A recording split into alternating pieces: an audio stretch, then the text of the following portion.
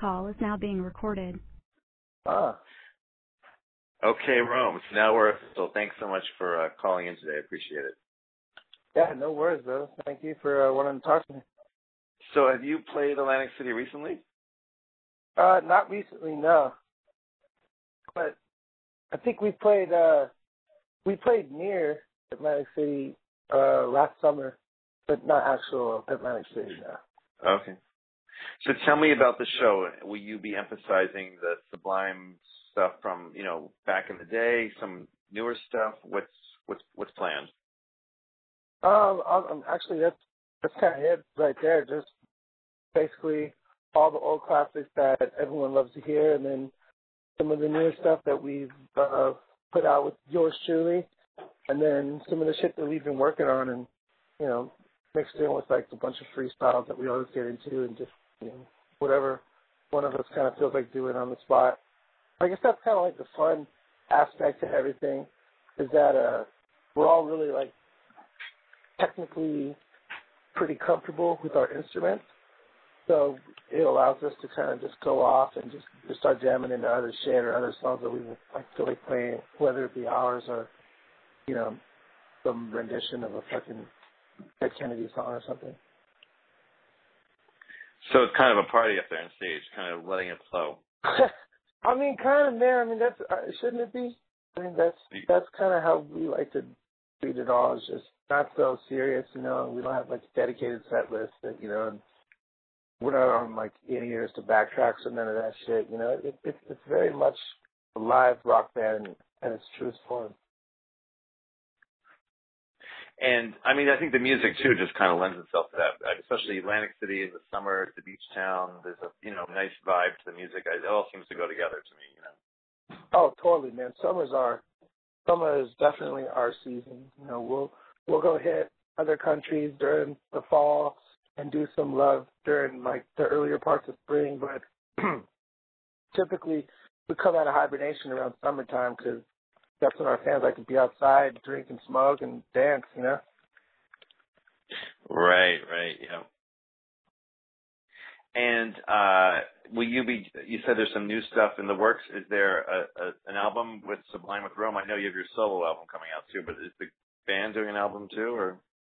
Yeah, we're actually just setting up all the ducks in a row and getting all the timing figured out for when we're about to hit the studio. But we have some stuff that we've been riffing away at and just kind of plugging away at certain riffs and shit like that. So we're definitely ready to get in the studio and put out another record, man. It's been fucking long enough. So I think we're, probably aiming for like a release at like the top of, or maybe somewhere in the middle of 15. Hopefully we get it done in time. Mm. Now your new album is going to drop soon though, right? August. Your solo album. Yeah. Will you be doing anything from that, with Sublime, or are you trying to keep them separate? I mean, I like to keep them separate. They sound different, and one, I'm just the only cook in the kitchen, so I get to call the shots with, and the other one is very much a band, and we all have input. So it's kind of nice to have that I guess sense of freedom. If I want to make a stupid low beat, like a techno song or something, I can do it. But yeah. As far as my album goes, I'm going to drop it and go right back out on the road after the Sublime tour and go and hit the road this fall. And then after that is when I, kind of foresee Sublime with Rome going into the studio. Right. So you're kind of going back and forth between the two, the solo stuff and the group stuff, it sounds like.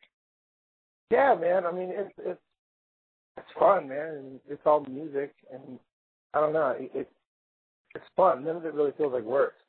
So I just keep it going, whether or not I'm doing it for me or for other artists. It's awesome. And though you came to Sublime, it kind of is interesting, the whole backstory. You were kind of a fan back in the day, and then, here you are performing, with the band. So what's that been like for you to make that sort of, that trajectory? That's kind of a different story. Yeah. I mean, it's really fucking crazy. to be honest. It's not like a textbook answer, I mean, it's going to sound really cheesy and retarded, like, oh my, it's life-changing, it's, words can't explain. But seriously, it's something that, it's a feeling of, I can't even really call it accomplishment because I don't think this, like, you can't really accomplish something like this. It just kind of happens. So, yeah, I don't know, man. It makes you really start to question shit that maybe you didn't always believe in. So what was the last thing you said? It makes you really kind of question shit that you may not have always believed in. What do you mean by that? Well, I mean, like, not very, because Sublime is my favorite band as a child, and you ask anybody who knows me, they'll tell you that, they were like the biggest influence to me as a young man. And stylistically, musically, the way I talked, the way I carried myself, everything changed. And I knew that, I always hoped and knew that I would always be doing music, because that was the only thing I ever really put time into. I was really good at, but it would be like my favorite band, Sublime. So, it's either really coincidental or, some things were meant to happen. Right. Yeah, it's something you never really know. Why these things happen when they do. It's true. And it's also interesting too to have a band where there were only a few albums, and then they lost one of the most key member there, and the music just kept going. And I'm curious, like, why you think the music was has sort of had that following. What do you think? What makes it sort of stick with people? Well, I think it's just, I mean, me personally, why I got into it was just because it was so fresh. It had so many elements of cool music that sounded unique. And like a kid, to me when I was like 12 and I was 13, it was like, oh yeah, I've heard some punk rock like that, but I didn't really like that band. But they make that shit sound awesome. And then I'm like, oh, I heard some reggae, but their reggae's tight. And then like, oh, I heard a couple hip hop songs that I didn't really like, but their hip hop's awesome. So it really it was a very fresh way of unifying all these sounds. And I mean, it's cool, man. It's just cool as fuck. When you're a kid and you're just discovering chicks, fucking pot, and drinking your dad's beer, like that's the shit you want to be listening to while you're doing it. It's not fucking Dark Horse.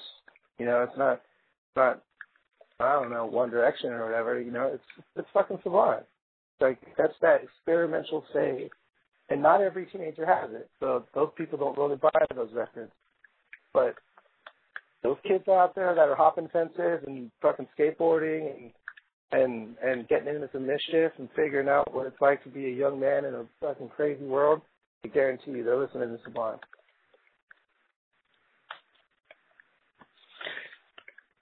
And so you're kind of gone from being the audience to being the person sort of bringing the music to the audience. It's kind of a full circle kind of thing, I guess. So.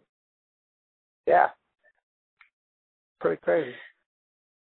And so, I know Bud left the group a couple of years ago, and any plans for him to ever play with you guys again, or is that what's the situation? What's that situation? I mean, never say never. I mean that's a harsh word, so I won't say that. But I think we're both very, very happy in the places where we're at. He's in a child's band right now with like a couple other musicians from Long Beach, and they put out a record and they've been kind of playing a couple shows here and there, and he's happy. He's got 2 kids and he's not surrounded by all the chaos and the booze and all that crazy shit on the road, and he's in a good place from what I've heard. So fucking right on, man. You only get one shot at this thing called life. And we absolutely adore having Josh in the band. Josh has been nothing but a blessing and a really fun addition to the band. I mean, the guy's just so awesome, man. He's so funny and lighthearted. So we're both very happy with where we're at, So it's really hard to ever say, I said, we'll never play drums with us ever again because there's not really any hostility between us either, you know. As time goes by, you know, things start to wash away. So I think, you know, we're both currently at a great spot, and whatever happens, happens.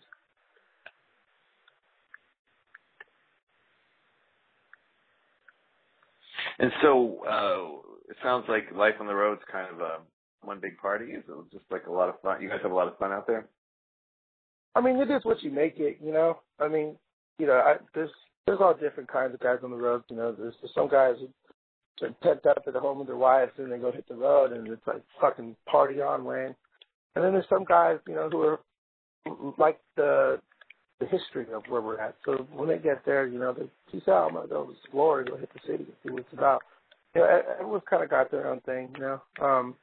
I like to kind of mix them all in. You know, I like to hang out with girls. I like to go explore. And I like to party. And yeah, do all three of them in just the right amount of dosage, and you can do it enough to continue the whole tour. I guess if you overdo some part of it, things might go a little awry there. Yeah. Oh, totally, man. Happens. Okay. And so, for your own, I just want to go back to your own album before we end the call. So, how is the music different from Sublime, would you say, or is it sort of related to what you're doing with Sublime? Well, lyrically, it focuses about everything that's led me to this point, which is, you know, being like nothing and having nothing and nobody, and to joining, you know, such an amazing, influential band like Sublime, going around the world a couple times, and reflecting on all that crazy madness that just went down. It felt like it was only a year. And here we are going on like year 5 or something like that, 4. And yeah, I mean, so lyrically, it's totally, it encompasses that whole journey. And sonically, you know, it just sounds different because I'm playing all the instruments and I've produced it. So, you know, it doesn't have a reggae feel. It's a little more alternative and a little more heavy, I guess, say. But it just sounds a lot different, man. It's like Bow Wow Wow with like Kanye West production and like The Clash all put into one. Wow, that's quite a combination, yeah. Yeah, pretty weird. I'm excited. Cool. Well, I think that's everything I wanted to cover today. So I'll let you get back to your day, and thanks so much for calling in. I appreciate it. Awesome, Rob. Thanks, man. Have a good one. All right, take it easy. You too. Bye-bye. Peace.